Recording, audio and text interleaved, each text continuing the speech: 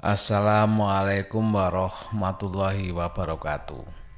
Saya ingatkan kembali dengan kondisi yang lagi ramai mengenai virus corona. Tetap jaga kebersihan dari manapun. Cuci tangan, kalau perlu mandi itu sangat-sangat diperlukan supaya kita semua terhindar dari virus corona. Dan juga yang belum subscribe, silakan subscribe untuk update-update cerita Pak D selanjutnya. Yang di Spotify bisa follow. Dan juga terima kasih atas komentar-komentarnya yang membuat Pak D jadi lebih semangat untuk memberikan asupan cerita-cerita baru bagi pendengar dongeng tengah malam. Langsung ke ceritanya. Cerita ini dikirimkan oleh seorang pendengar yang kebetulan saat ini mungkin masih berada di negeri orang ya, di Hong Kong ya. Maaf, saya nggak mau menyebutkan namanya, kalau kecuali mereka menyampaikan silakan disebutkan karena saya khawatir ada privasi. Ini cerita dari pendengar dongeng tengah malam yang ada di Hong Kong. Langsung ke ceritanya. Cerita ini dialami oleh tetangganya dari pengirim cerita ya. Kita sebut saja namanya Yono. Yono ini tinggal di desa. Seperti anak-anak pada umumnya, semasa kecil dia pasti punya banyak teman-teman sebayanya. Karena biasanya kalau satu desa itu, kalau sekolah atau main biasanya ya itu saja. Salah satu temennya Yono itu namanya sebut saja Sakim. Nama lengkap Sakimin karena biasa manggilnya itu Sakim teman-temannya. Nah ini memang teman sebaya Yono. Jadi mulai kecil kebetulan kan memang tetanggaan. Kalau satu desa itu anggaplah 3-4 rumahnya sudah tetanggaan, sudah dekat, mainnya juga biasa bersama-sama sejak kecil. Bahkan mulai sekolah SD pun satu sekolahan ya, karena itu tadi saya bilang satu desa, kebanyakan sekolahnya bareng sampai SD, terus masuk SMP juga bareng sama-sama. Nah biasanya itu SMA-nya ini yang biasanya bisa. Tapi walaupun SMA bisa, kalau satu area gitu, satu tetanggaan gitu ya sering kumpul. Namanya kumpul-kumpul anak muda ya, anggaplah ini usia SMA kan, kumpul-kumpul anak muda ya, itu paling tetangga-tetangga itu kalau mau pergi kemana ya bareng-bareng satu kampung, yang sebaya maksudnya ya. Sampai sekolah sudah selesai semua, akhirnya kan mereka masing-masing kan cari kerja. Nah si Yono ini kebetulan dia kan nyari ngelamar ke sana kemari, ketemulah dia kerjaan, dan kebetulan kerjanya itu di Jakarta. Ya cukup jauh Jakarta, kalau ke Jawa ya, anggapnya ini ke Jawa ya cukup jauh perjalanan. Makanya akhirnya karena jauh, komunikasi kan akhirnya awal-awal dulu ya ada komunikasi. Maklum zaman dulu itu komunikasi nggak seperti sekarang ya, banyak handphone. Kejadian ini kan sekitar tahun akhir 80-an, aku 88, 89 lah, sebelum 90 kejadian ini. Jadi masa-masa itu mentok-mentok kok itu ya bikin surat kirim lewat pos. Ya namanya dari jauh, biasanya sih mereka kirim surat ya lewat pos itu, karena nggak ada komunikasi lain. Tapi awal-awalnya aja ya masih ada komunikasi, tapi begitu lama-lama kan akhirnya sibuk dengan kesibukan masing-masing. Yono dengan pekerjaannya, si Sakim juga dengan karena tapi si Sakim ini tetap tinggal di desa kebetulannya. Jadi dia memang cari kerjaan tidak sampai keluar kota ya, mungkin karena keluarganya juga punya lahan di desanya, lahan sawah, dia ngerjakan sawah atau apa. Sampai akhirnya si Sakim ini karena tidak pergi dari rumah Karena rata-rata kalau orang desa dulu itu kan cari kerjaan kan mesti ke kota. Karena di desa kerjaan apa yang didapat? Ya paling jadi buruh tani. Kan itu. Kalau memang pekerjaan yang tersedia masih yang ada. Kecuali kalau mau wirausaha atau wira swasta sendiri lah baru bisa. Tapi kalau nyari kerjaan di desa ya adanya ya itu tadi. Jadi buruh tani, mengerjakan sawah orang lain atau apa. Makanya bagi yang ingin kemauannya tinggi ya lari seperti Yono ini, bukan lari ya, keluar dari desa untuk cari pengalaman keluar. Sampai bertahun-tahun Yono ini kan tinggal di Jakarta. Ya karena tinggal lama di Jakarta ya lumayan lah dia. Dari kalau pulang ke desanya itu kan lebih gimana ya, orang desa kalau ngeliat kan sudah jadi orang kota. Wong kutho saiki sekarang jadi orang kota kan mesti stylenya beda, gayanya beda, berpakaiannya kan juga beda. Orang kota sama orang desa. Karena apa? Anggapannya orang desa kalau ini kita lihat sekarang ya, anggapannya orang desa itu pakaian kan mahal-mahal. Tapi jangan salah, di kota pun sebenarnya pakaian murah pun banyak kalau kita tahu tempatnya. Atau bahkan kalau perlu beli pakaian bekas pun jauh lebih murah dan itu tidak didapat di desa. Di desa ya kalau nyari pakaian di pasar ya harganya ya lumayan. Dan si Yono ini kalau pulang memang kan nggak bisa tiap hari atau tiap minggu. Bahkan tidak bisa tiap bulan karena lokasinya yang jauh. Makanya si Yono ini pulangnya kadang ya 3 bulan sekali, 6 bulan, bahkan hanya lebaran aja pulang. Atau kondisi-kondisi tertentu pulang kalau ada keperluan, misalnya ada keperluan dari orang tuanya. Karena orang tuanya kan masih tetap tinggal di desa. Nah, pada suatu ketika Yono ini memang waktunya pulang, bukan hari raya atau apa, bukan. Waktunya pulang, dia kan dari Jakarta. Nah, kalau dari Jakarta berangkat anggap pagi ya, atau ya agak siang ya. Nah, perkiraan kalau sampai di desanya itu mestinya itu jam 1 malam. Ya tapi karena memang waktunya pulang dan ingin pulang, ya Yanto ini ya pulang. Naiklah Yanto sudah perjalanan pulang dari Jakarta.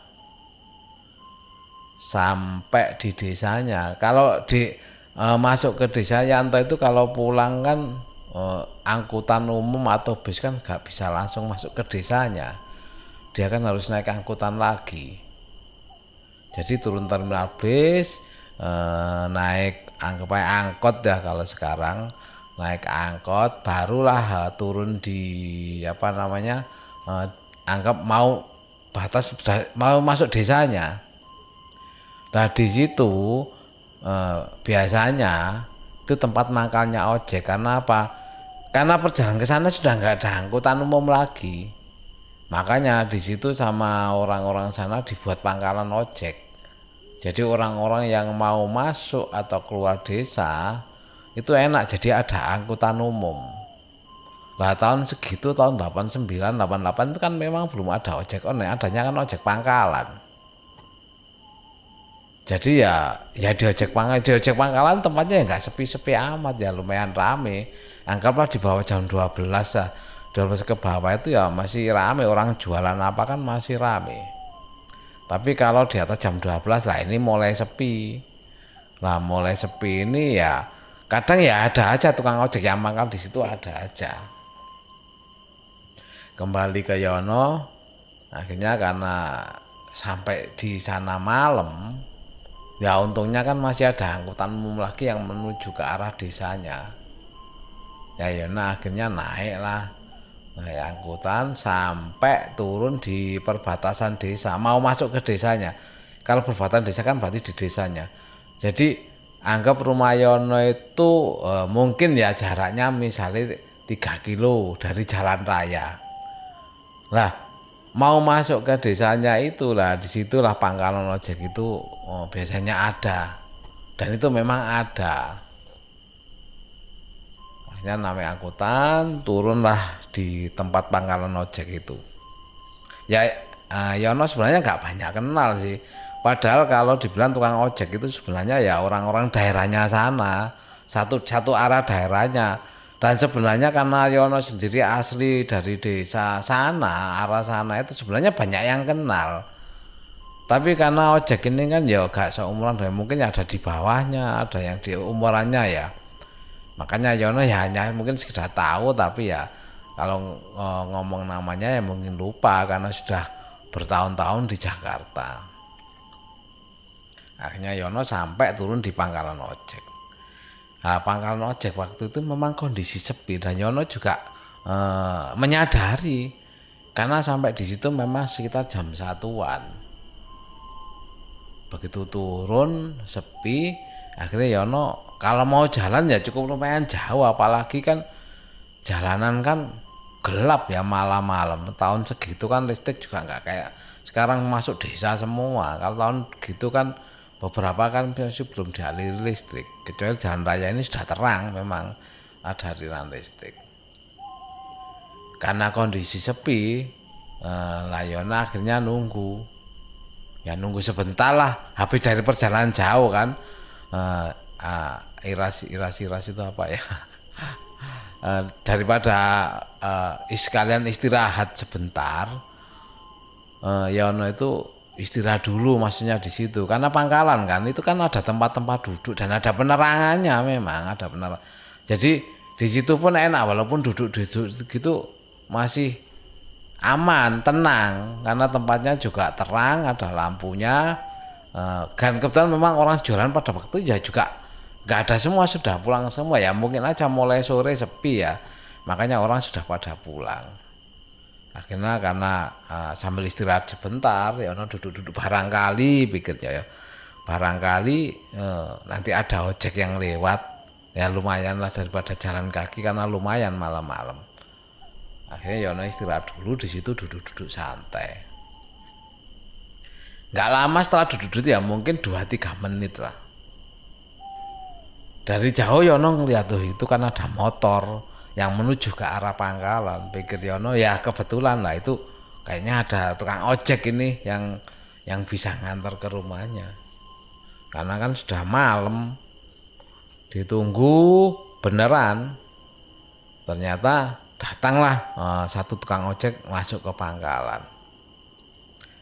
Begitu masuk, Yono kaget, sepertinya kenal gitu loh. Sebentar. Ya karena memang kan jarang ketemu dengan orang-orang desanya. Yono ingat bahwa ini orang satu desa dengan dia. Kok ingat-ingat seperti ingat-ingat gitu loh. Begitu diingat-ingat, barulah ingat, nah ini kan teman baiknya dulu si Sakim. Begitu ngeliat itu ya Yono ya seneng. Loh Kim, oh, ternyata kamu ngojek sekarang. Ya Sakim ya cuma manggut-manggut aja, jawab sampai mantuk gitu aja.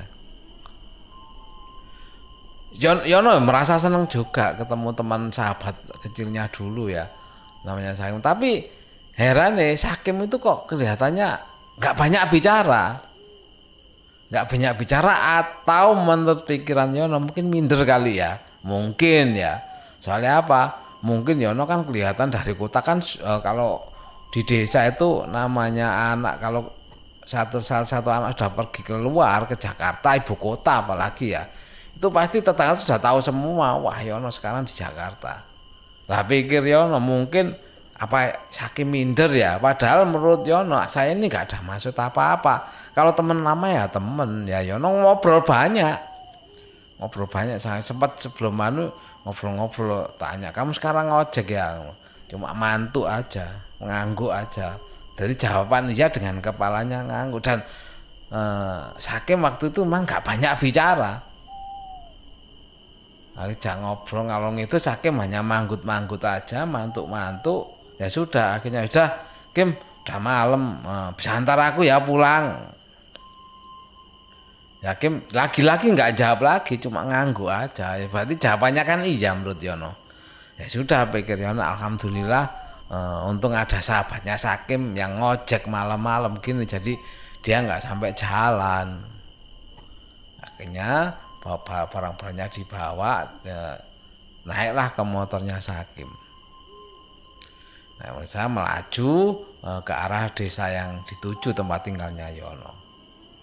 Dan Yono situ pun sebenarnya masih ingin ngajak bicara sama Sakim, tapi Sakimnya cuma jadi jawabannya itu nggak sampai dia menceritakan sesuatu, hanya jawabannya iya dan mantuk gini ya, hanya itu saja. Ya sebenarnya Yono dalam hati, kamu kok gini sih, padahal aku ini kan temenmu, tapi ya sudahlah, ini karena sudah malam, beruntung ada Sakim yang bisa ngantar. Akhirnya nggak lama perjalanan sampailah di rumah Yono. Begitu sampai ya sudah, Yono turun dan mengucapkan terima kasih sama Sakim sambil ngasih ongkosnya. Sampai akhirnya ditinggal Sakim langsung pergi, nggak sampai nungguin gitu loh. Ya sudah, mungkin kan udah malam ya, Sakim mungkin pengen cepet-cepet pulang, sudah ngantar dia. Akhirnya sampai rumahnya, ketuklah pintu rumahnya si Yono ini, berharap orang tuanya masih bangun. Ya karena apa? Nggak ada janjian. Kalau zaman dulu janjian gimana? Mau ngirim surat, ya jangan-jangan rencana 3 hari mau pulang, suratnya baru sampai 4 hari. Kan percuma. Zaman dulu kan gitu, surat itu nggak bisa sekarang kirim besok nyampe. Bahkan kalau di kantor pos kan ada namanya kilat khusus, kilat tercatat, nggak tahu apalah. Itu pun nggak bisa jamin, ngomong sekarang kirim besok nyampe kan nggak bisa jamin. Ya maklum lah, Yono cuma berharap moga orang tuanya bangun, belum bisa cepet bangun, diketok. Akhirnya diketok lah rumahnya, lumayan lama, duk pelan. Karena kan udah malam, kalau ngetok sedikit kan udah banyak yang denger. Apalagi kalau ngetok keras bisa-bisa tetangga bangun, dikira ada apa-apa. Hanya ketok pelan-pelan, duk. Kok apa? Belum bangun-bangun, ketuk lagi, masih belum bangun. Akhirnya nggak lama terdengar suara dari dalam. Wah, alhamdulillah orang tuanya sudah bangun. Begitu dibuka ya kaget orang tuanya, loh Yon, kamu pulang, kok nggak bilang-bilang? Iya. Ya sudah, akhirnya dia melepas rindu sama orang tuanya. Walaupun sudah malam sebenarnya ya kasihan sih ya Yono melihat orang tuanya pagi tengah malam gini bangun, tapi gimana lagi yang perjalanan jauh. Akhirnya sama ibunya dibikin minum, dibikin minum hangat, direbuskan air. Setelah dikasih minum, duduk bareng karena melepas kangen kan Yono, orang tua juga melepas kangen karena jarang-jarang bisa ketemu sama Yono, bisa setengah tahun, bisa 1 tahun sekali ketemu. Karena ceritalah, ibunya bertanya, loh kamu tadi malam gini apa masih ada ojek? Ya ada Bu, alhamdulillah ada ojek. Oh soalnya jam segini kok ya masih ada. Iya Bu. Oh, akhirnya contoh menceritakan kebetulan tadi nggak sengaja nunggu di ojek kok, lah pas kok ketemu sama Sakim, makanya diantara Sakim ke rumah katanya si Yono. Begitu mendengar kata Sakim, bukannya ibunya alhamdulillah seneng karena bisa diantar malam-malam, ibunya setengah menjerit setengah kaget, nggak percaya apa yang diomongkan Yono. Siapa Yon yang ngantar kamu? Katanya. Sakim Bu, temenku dulu waktu kecil. Ibu ini kok yo gak denger sih. Aku tadi ngomong, ya denger Yon, katanya ibunya. Sambil agak sedikit heran, agak sedikit takut, bukan takut ya. Ibunya ini gimana ya menggambarkannya. Akhirnya ibu ini nyampaikan lah, kenapa sampai ibunya kaget setengah takut mendengar bahwa si Yono diantar sama Sakim. Akhirnya diceritain sama ibu, kamu tahu nggak Yon, Sakim loh mang kenapa Sakim? Iya Sakim yang ngantar tadi. Akhirnya ibu ceritain bahwa ternyata si Sakim ini sudah meninggal 4 hari yang lalu.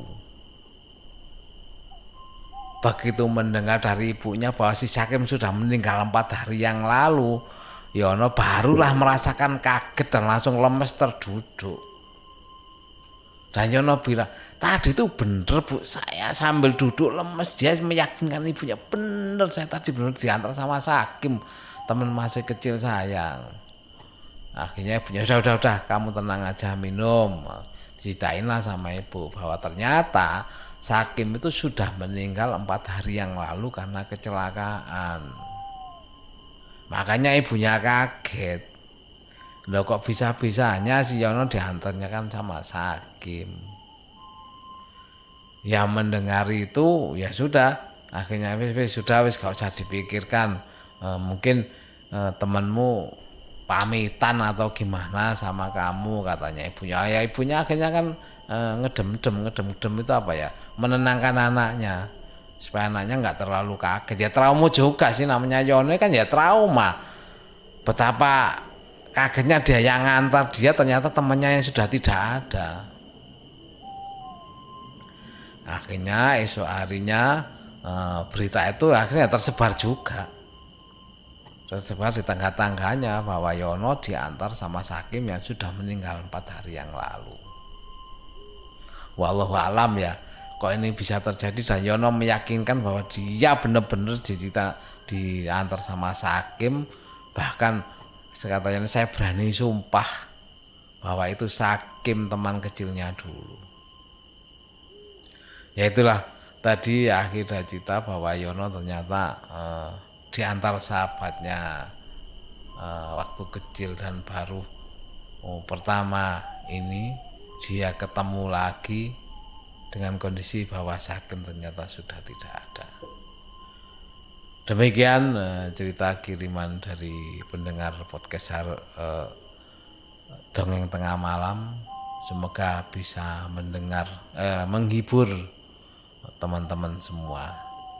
Terima kasih. Sekali lagi saya pesan terakhir dari cerita Dongeng Tengah Malam ini.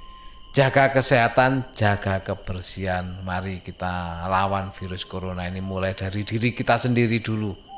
Kebersihan diri kita sendiri dulu. Jaga jarak dengan lawan bicara. Jaga jarak dengan teman yang baru dikenal. Jaga jarak dengan teman yang sudah lama tidak ketemu karena tidak tahu ini dari mana. Terima kasih. Saya akhiri. Wassalamualaikum warahmatullahi wabarakatuh.